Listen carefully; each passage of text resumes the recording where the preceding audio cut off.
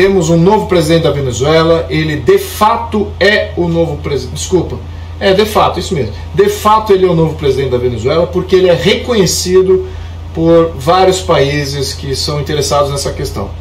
De jure, isso está em negociação lá dentro da Venezuela. Muito bem, então efetivamente temos um novo presidente. O Maduro hoje agora é um renegado, vai se transformar como o presidente da Síria né, o Assad.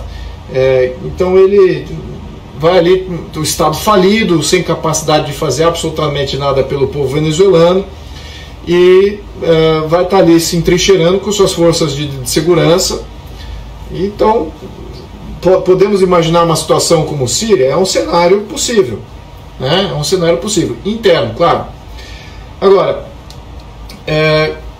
qual outro cenário que é possível? Né? Vamos lembrar, se a Síria é um cenário também possível, o que os países vizinhos fizeram? Se protegeram de uma migração maciça que pode ter. Né? A Turquia se defendeu da migração síria, Jordânia, todos os países vizinhos, Iraque, então todos eles se protegeram, né? Porque tem milhões de habitantes ali que dependiam de uma certa infraestrutura e não tem absolutamente nada, está em anarquia, né? Não é nem um governo, é com um poder que é um poder policial, um poder policialesco que está se protegendo. E não tem interesse nenhum de defender a própria população, muito pelo contrário. Então é um cenário que requer que nós entendamos o seguinte: as nossas forças militares, elas são importantes agora nesse momento, se houver esse cenário amadurecendo de uma falência completa, de uma pré-guerra civil na Síria. Precisamos sim de militares na fronteira brasileira para evitar, e tem dupla função, como eu estava falando e acho que caiu a conexão. Dupla função. Primeiro, proteção da fronteira brasileira, né? Proteção contra essa migração. Lembrando, temos de 3 a 6 milhões de possíveis migradores, de uma população de pouco mais de 35 milhões, de 30 a 35 milhões, que é a população da Venezuela. Então, quase um terço da população venezuelana pode migrar.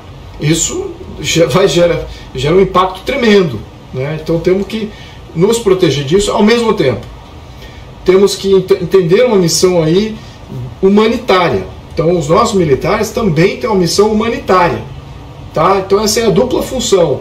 Isso é o que eu chamo de realpolitik, tá? Acostumem com esse termo, porque eu gosto muito desse termo, e o século XXI, na minha opinião, vai ser pautado pelo realismo. Enfim, realpolitik é basicamente aplicar o pragmatismo. Então nossas forças vão fazer a defesa da nossa soberania e também a questão migratória, e temos uma questão de refugiados, uma questão aí de atendimento, e isso é um tapa na cara do governo do Maduro. Aí que está como é que isso tem uma dupla função, né? Você não só protege a fronteira, mas você presta auxílio humanitário, e isso já denota a falência do próprio governo de estar fazendo essa ajuda. Então é um grande tapa na cara quando esse tipo de intervenção, não é nenhuma intervenção, é um tipo de ação interna, acaba afetando a nação vizinha. Isso é que eu chamo de realpolitik. Muito bem. Agora, se houver uma necessidade de fato entrar numa situação de guerra civil, aí sim podemos até pensar em fazer conjunto com outros países, ou seja, qualquer incursão interna na questão Venezuela, eu veria como uma coalizão de países interessados. Tá? E com que interesse? Primeiro, o Venezuela é um país que sempre foi um país rico, né? O país tem riquezas naturais ali. E o povo também tinha um padrão muito mais alto do que ele tem hoje. É um país emergente equivalente ao Brasil. Hoje está um país, enfim, está um estado falido, população aí em extrema pobreza. Então vamos entender essa situação. Como é que seria uma intervenção? Teria que ter uma coalizão, Brasil, Colômbia, outros países, também com essa missão. A missão é remover o Maduro, que é o problema, e garantir que as instituições venezuelanas e a vontade popular venezuelana sejam representadas. Isso, especificamente falando, é o que me está chocando mais disso tudo, tá? O que é isso que eu estou falando? Eu estou falando da representatividade venezuelana. Eu não achava que existia uma oposição organizada capaz de fazer essa mudança. Eu não achava isso. Isso era um preconceito meu. Errei. Eu acho que existe sim. Existe aí uma organização, estamos vendo que está muito adiantado até nisso, e isso é muito bom. Então, isso é uma surpresa muito boa para nós. Então, por quê? Porque aí podemos apoiar isso. O Brasil pode reconhecer, como reconheceu o presidente, tem partidos de oposição, tem outros partidos lá que estão fazendo oposição. Claro que alguns desses são oposição fake, né? O próprio governo Maduro que faz o pagamento, tem uma série de coisas escusas que ocorrem por trás. Outros não, outros são legítimos. Então tem que separar o joio e o trigo aí de alguns, no entanto eles existem. Então isso dá para que nós, de jure, né, ou seja, de uma maneira institucional, constitucional, apoiemos um partido de oposição como sendo legítimo, como nós estamos feitos. Então, a postura aí do nosso ministro, do Jair Bolsonaro, do presidente, super conservadora, nada agressiva. O próprio Mourão falou de não haver uma invasão da Venezuela, está correto. Se for para fazer isso, como eu mencionei, tem que ser via uma coalizão. Então, eu acho que se chegar a esse extremo, eu espero que isso não chegue, eu torço para que o povo da Venezuela faça isso. Um dos entrevistadores que me entrevistou há pouco tempo, uma das razões que eu estou fazendo essa live é exatamente para não evitar que uma notícia seja mal divulgada com relação à minha opinião sobre isso.